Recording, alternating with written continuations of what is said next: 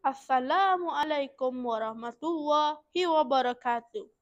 Nama saya Muhammad Ahmad Imran bin Muhammad Abbas dari tahun 6 Cemerlang. Saya bersekolah di Ekskresi Layang Genting Highland. Di sekolah saya mendapat jawatan sebagai Ketua Pengawas Pusat Sembah. Pada pagi ini saya ingin membuat sedikit perkongsian resensi buku. Buku yang saya membuat resensi ini bertajuk Penjelajah Tokoh Zaman Silam. Penggarang buku ini ialah Muhammad bin Harun dan penerbit buku ini ialah Flow Enterprise SDN PhD.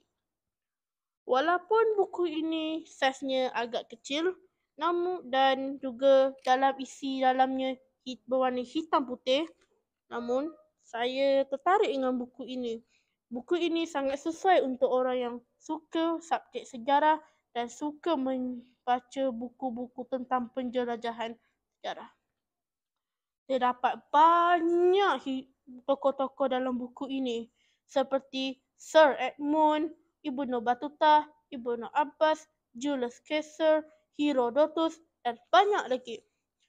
Tetapi di dalam buku ini saya tertarik dengan salah satu tokoh iaitu Ibnu Battuta. Siapa pula Ibnu Battuta ni? Apa kejayaan dia sampai beliau diangkat sebagai tokoh? Mari saya cerita sikit. Ibnu Battuta dilahirkan di Tanjah Maghribi pada tahun 1304 Masihi. Beliau mempelajari mazhab Sunni Maliki di Afrika Barat. Beliau pada tahun 1325 sewaktu beliau berumur 21 tahun, beliau telah melaksanakan haji di Mekah yang mengambil masa 16 bulan. Dan selepas itu, beliau telah menjelajah ke seluruh dunia. Antara tempat-tempat yang beliau telah lawati adalah daripada Afrika Barat hingga ke Pakistan, India, Sri Lanka, Asia Tenggara, Rusia, Spanyol dan banyak lagi. Dan beliau juga disanjungi dan dihormati oleh raja dan pembesar-pembesar di tempat yang beliau lawati.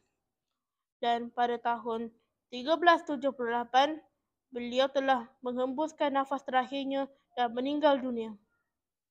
Sebenarnya, bukan senang untuk kita membuat satu perkara itu seperti mendaki gunung. Mungkin anda berfikir, senang je nak daki gunung tu. Kacang je.